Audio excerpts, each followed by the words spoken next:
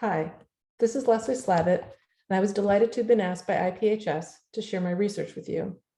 The title of this presentation is Idealization of the Opportunity to Begin Again, Lessons from City Planning's Pioneering Origins. We do that through my research, which examines American planner George B. Ford, 1879 to 1930, who was influential in the impressive generation of progressive era planners and a seminal figure in the circulation of planning ideals and methods.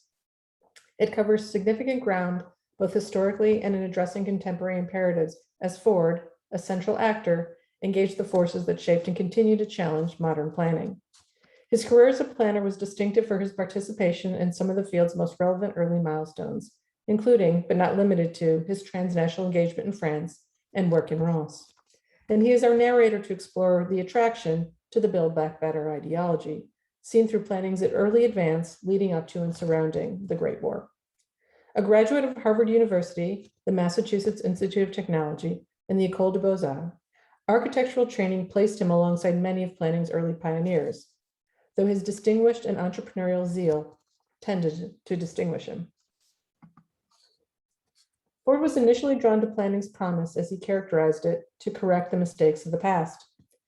New development was initially a secondary concern for him, and our story begins at Newark, New Jersey, which exemplifies, first, what the problems were, as can be seen in the photograph, and second, efforts by planners such as Ford to address them. Ford was also drawn to the issue of decent and affordable housing, and Newark was the first time housing was a component of a city plan in the United States.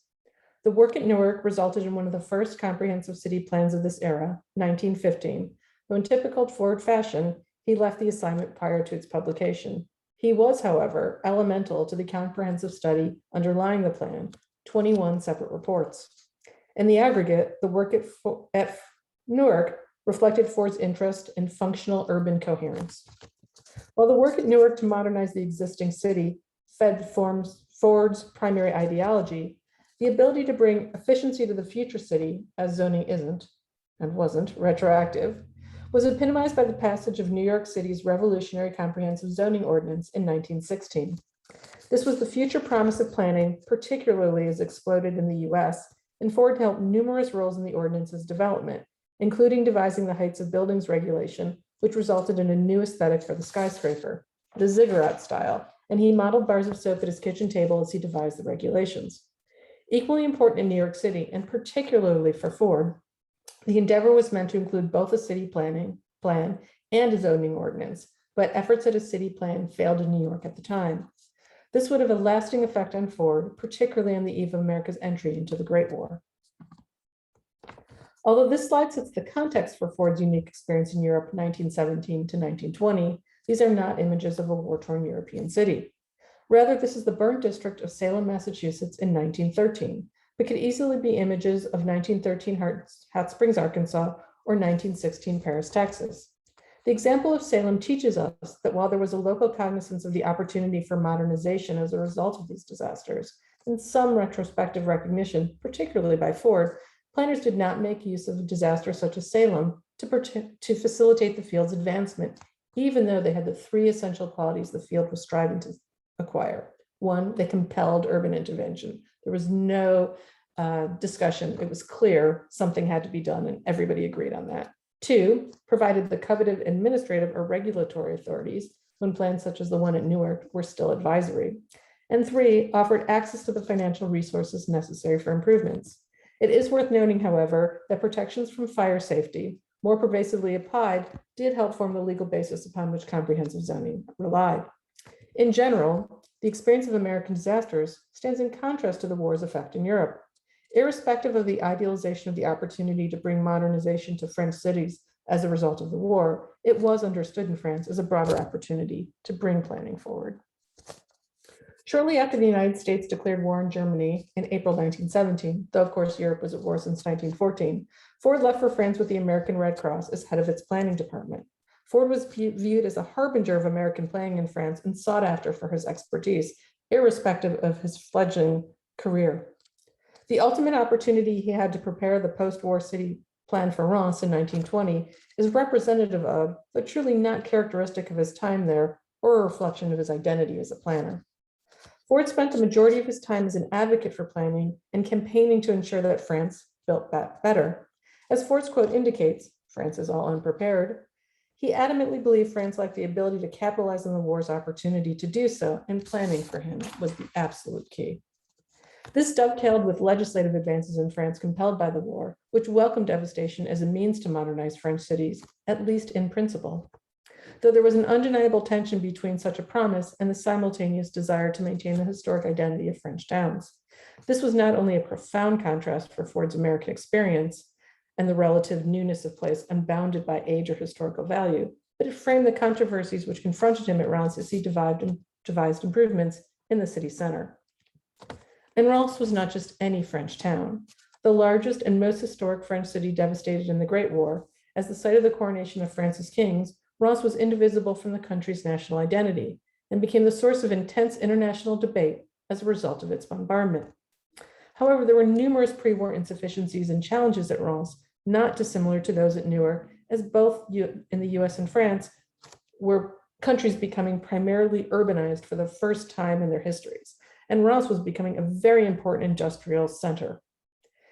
Heavily damaged, but importantly not destroyed, a narrative myth of the city's destruction framed notions for its post-war survival. And important to that context was the position of Reims, not just as one of its most historic, but one of its largest in northeastern France.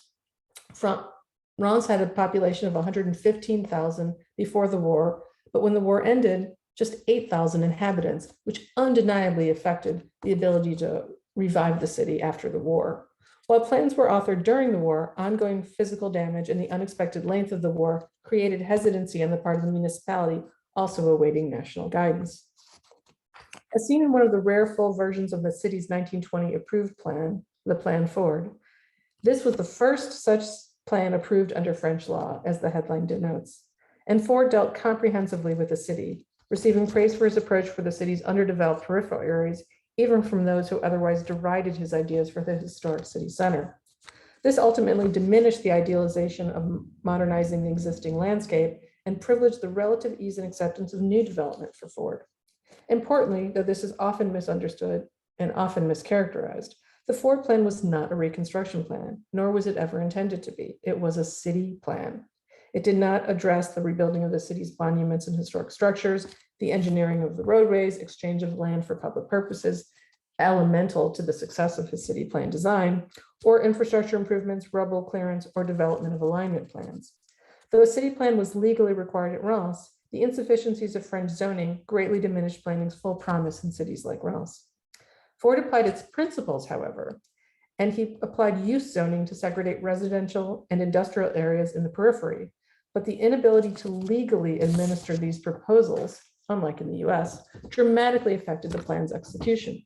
It also had significant effect on the city's aesthetic character, as citizens built properties with minimal height controls, leading to a jagged street wall in many instances, as the photo shows.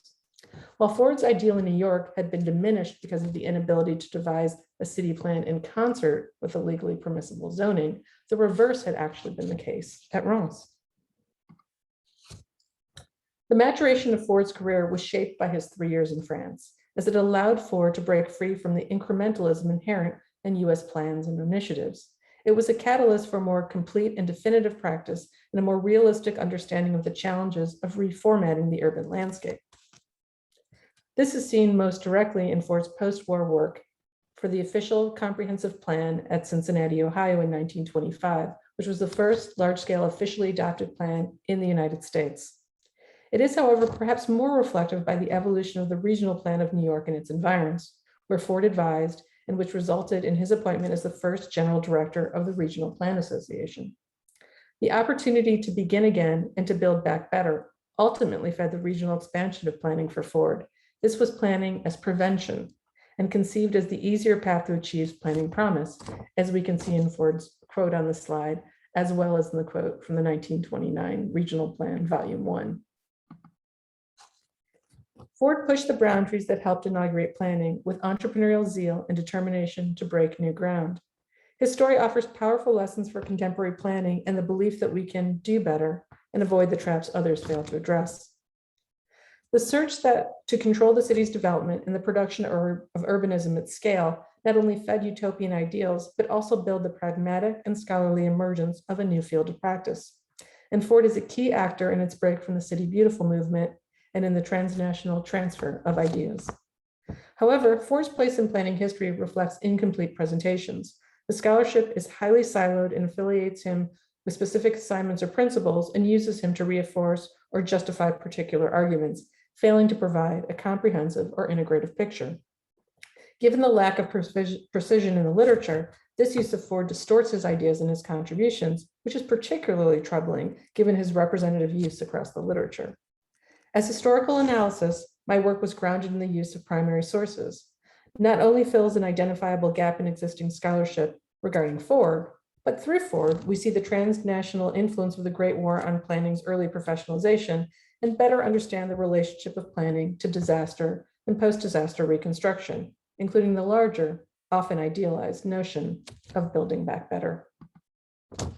Thank you very much for your time and attention. I was delighted to share my work with you. Thank you very, very much.